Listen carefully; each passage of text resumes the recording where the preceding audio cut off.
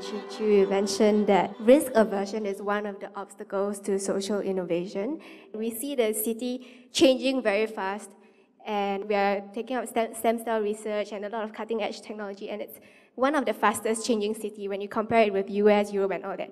So why do you think there is this dichotomy between what results and research has shown with what Singaporeans as a people think of themselves? They tend to think of themselves as risk-averse. That's an excellent question. And in fact, there is no contradiction. The advantage we have in Singapore is that we have the sort of government that most democracies in the world will salivate to have.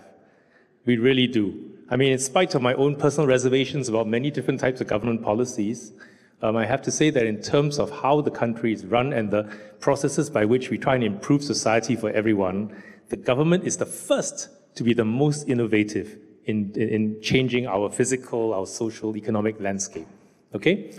That said, it is not the government I have any complaints about in terms of social innovation. It is actually at the level below that of the government. I give you a simple example. Look behind you. What is that thing over there with three black towers? Marina Bay Sands. You know that contains a casino. You also know that nobody would have dared breathe that we should have casinos in Singapore until the government basically said we need casinos, and they led the charge for people to accept that there would be casinos in Singapore. I'm not saying that casinos are the best thing for us. When one minister asked me personally whether I thought it was a good thing, I said, no, I actually think that social ill will come from this, and I so far have not yet been proven entirely wrong. But the fact is that in something as fundamental as a social value, whether or not we accept gambling as part of our social fabric in Singapore, there was no innovative thinking arising about this issue until the government spoke and acted. I am involved with a youth group, which I will now not name because I've got to say something. And what happened was that this youth group had their own internal discussions about whether or not a casino would be good for Singapore. And this youth group had lots of discussions, and they wanted to write up a report in order to summarize all that they thought.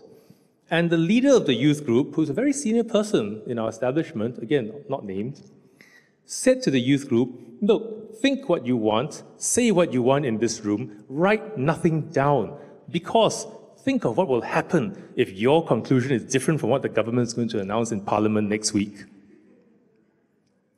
I nearly resigned from the board.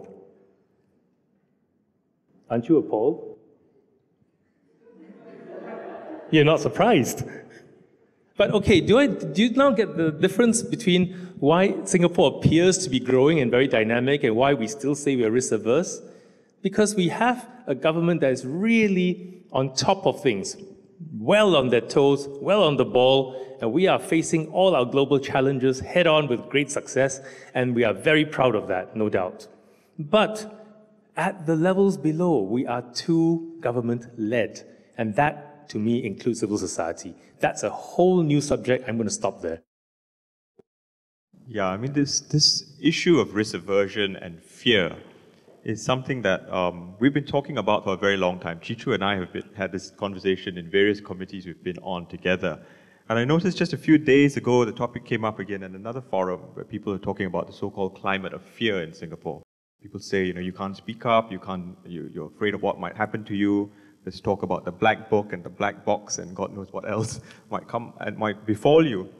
But my sense is that the more we talk about that fear, the worse it gets. It just compounds it.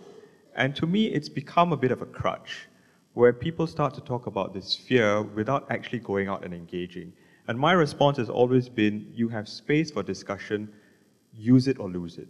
The more you use it, the more you engage, the more room you will create for that social innovation, for risk-taking, and the more natural it will become to do it. The less we do it, the less comfortable we are trying new things out, floating new ideas, the less it's going to happen. And I often ask myself, can you imagine what our forefathers would say to us if they had to battle the communists and the communalists and win space for us to do all these wonderful things? And we said to them, no, we're risk-averse or we're afraid. I think they would be terribly appalled at us, right? I mean, what a bunch of whims did we create, they would say. So I think we really need to sort of step out of that debate about the climate of fear and just go on and do it. Some people, I mean, Chiu and I, we were on Singapore 21 together, years. Yeah. So many people used to say, the problem is we do not know where the so-called OB markers are, right? You all know what these out-of-bounds markers are. It's a product of people who play too much golf, basically. And if you play golf, you realize that the so-called OB markers are out there, and they're not meant to stop you doing anything.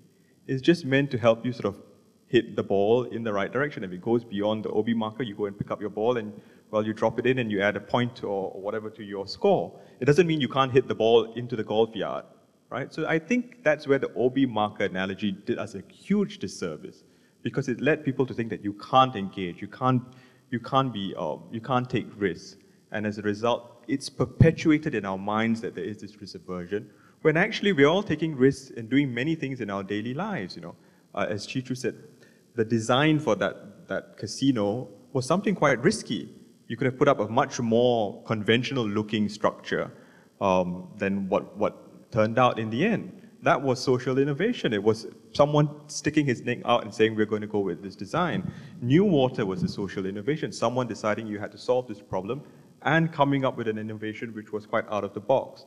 So my sense is the more we get stuck playing that old record of the fear and risk aversion, the more of a disservice we do to ourselves. We talk a lot about government and the public sector. And one thing I noticed from Chiu's slides is that you saw the idea of collaboration, the importance of co-creation across different sectors. And one of the words I think will become much more important in the next 20 years, and is starting already to become more important, is not the word government, but governance. And there's a very subtle difference between them. Governance is about, do your institutions, do the organizations that exist in all of a society, whether in the public, private, or people sectors, are those functional institutions? Are they meeting the key human needs that exist? Whether those are needs of the kind that Chiu talked about, or the deep energy needs that Warren talked about. And I think one of the responses I would make in both cases is, you see in the example of Shell, as well as the example of the Lien Center, attempts to find and inch towards a new form of governance that will help us meet much more complex needs than we have had before.